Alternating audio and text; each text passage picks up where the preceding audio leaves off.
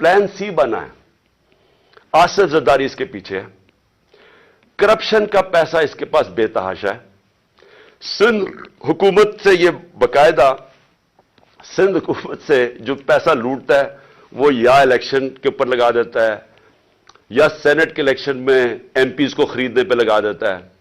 जो भी इलेक्शन आजाद कश्मीर का गिलगित बल्तिस्तान बेतहाशा पैसा फेंकता है क्योंकि चोरी का पैसा है। ये पैसा इसने लगाया है, एक दहशतगर्द तंजीम को इसने पैसा दिया है।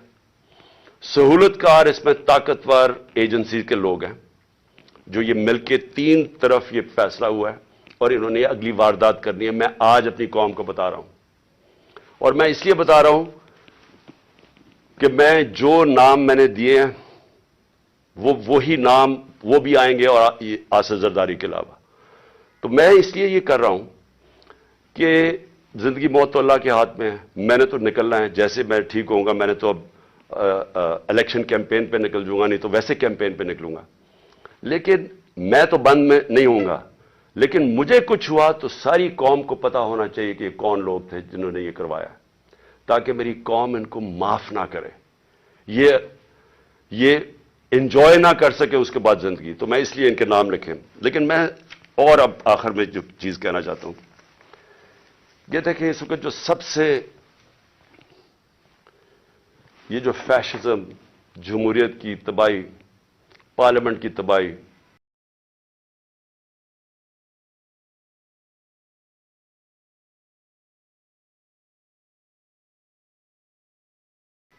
इदारों की तबाही, सिर्फ एक मकसद के लिए कि इनकी चोरी छुप जाए, इन चोरों की, और किसी तरह इमरान खान और तहरीक इंसाफ को हराया जाए या इमरान खान को रास्ते से हटाया जाए। तो ये सब कुछ इस मुल्क को तबाही की तरफ धकेल रहे हैं एक ही वजह से। खौफ ये है कि कहीं पता ना चल जाए कि जो असल साजिश की ये जिन लोगों ने ये जो सब कुछ किया है वो उसको बचाने के लिए अब ये सारी एक गलती करके बजाय वो गलती ठीक करें, मजीद और गलतियां होती जा रही हैं। मैं जो आखिर में अपनी अदलिया से और अपनी अवाम से दो चीजें कहना चाहता हूं। अपनी अदलिया से, सारी कौम आपकी तरफ देख रही है। ये पाकिस्तान के डिफाइनिंग मोमेंट्स हैं। ये वो एक कौम की तारीख में फैसला कुन वक्त आ जाता है जब हर कोई बेनकाब हो जाता है। ये 8-9 महीने के अंदर बहुत लोग बेनकाब हुए। वो लोग जो सहाफत में थे, जो इदारों में बैठे हुए थे, सियासतदान, सब बेनकाब हो गए।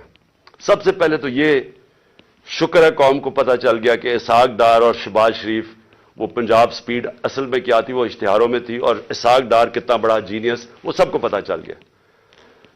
लेकिन इस वक्त ये अदलिया का बहुत बड़ा इम्तिहान है। हम सब आपकी तरफ देख रहे हैं। ये टाइम है आपको इस मुल्क की जमहूरियत और हमारे फंडामेंटल राइट्स को बचाना। जिस तरह की केयरटेकर गवर्नमेंट बनाई गई है ये तौहीन है इस कौम की, ये हमारी आइन की तौहीन है। यानी ऐसे लोगों को बिठा दिए लाके, ये कैसे न्यूट्रल हो गए जो आपके बदतरीन दुश्मनों को ऊपर लाके बिठा दिया, और फिर इलेक्शन नहीं हो रहा है। आइन बड़ा क्लियर है कि 90 दिन में इलेक्शन होने हैं, इस पर कोई गुंजाइश नहीं, और जो नहीं करवाता आर्टिकल 6, ये सीधा सीधा है। तो इस स्टेज के ऊपर ये गवर्नमेंट पूरी तरह कोशिश कर रही है कि इलेक्शन ना हो। इनको कोई फिक्र नहीं है जमहूरियत और आइन की, इनको सिर्फ पड़ी हुई है कि इनकी किसी तरह डरे हुए इलेक्शन से, अवाम से डरे हुए हैं, और उनसे बचने के लिए इनको कोई फिक्र नहीं है कि अवाम की मैंडेट क्या होता है, इनको कोई फिक्र नहीं है कि आइन क्या होता है, रूल ऑफ लॉ क्या होता है, इनको कोई फिक्र नहीं है। पैसा बचा रहे हैं इन्होंने, और इन्होंने, मैं आज आपको कह रहा हूं, जैसे ही मुश्किल वक्त आ गया बाहर भाग जाएंगे मुल्क से, क्योंकि इनके स्टेक्स पाकिस्तान में नहीं है। तो जिनके स्टेक्स पाकिस्तान में है, मैं अपनी अदलिया से कहना चाहता हूं कि हम आपकी तरफ देख रहे हैं। दोनों मुल्क के आइन को भी प्रोटेक्ट करें, हमारे फंडामेंटल राइट्स को प्रोटेक्ट करें। अगर आप इस वक्त नहीं करेंगे तो ये डिसेंड हो रहा है, तकरीबन बनाना रिपब्लिक की तरफ चला गया। जो जिस तरह की 7 महीने में मैंने पाकिस्तान में हरकतें देखी, बनाना रिपब्लिक की तरफ तकरीबन पहुंच गया। और दूसरा, मैं अपनी आवाम को कहना चाहता हूं कि देखिए, आपके लिए یہ اب ایک فائنل آزادی کی جنگ ہے, حقیقی آزادی کی. اس وقت خوف پھیلایا جا رہا ہے کہ جی فلانے کو پکڑ لیں گے, یہ پکڑ لیں گے, جو بھی کر دیں گے. دیکھیں, یہ جو خوف کی غلامی ہے یہ بدترین غلامی ہے. سارے دنیا کے فرعون جو آئے ہیں وہ خوف کی وجہ سے لوگوں کو غلام بناتے تھے, اور جب بھی خوف کا بت ٹوٹتا تھا لوگ آزاد ہو جاتے تھے. لیکن لوگوں کو جدوجہد کرنی پڑتی ہے, گھر بیٹھے بیٹھے آزادی نہیں ملتی. آپ کو سب کو تیار ہونا پڑے گا جدوجہد کرنے کا. میں آپ کو اپنی طرف سے بتا دوں کہ جب تک میں زندہ ہوں میں اس سسٹم کا, کرپٹ سسٹم کا, ان چوروں کا, جو بھی مجھے غلام بنانے کی کوشش کرے گا, میں اپنی ملک کی اور اپنی آزادی کے لیے لڑوں گا, آخری سانس اور آخری گیند تک لڑوں گا.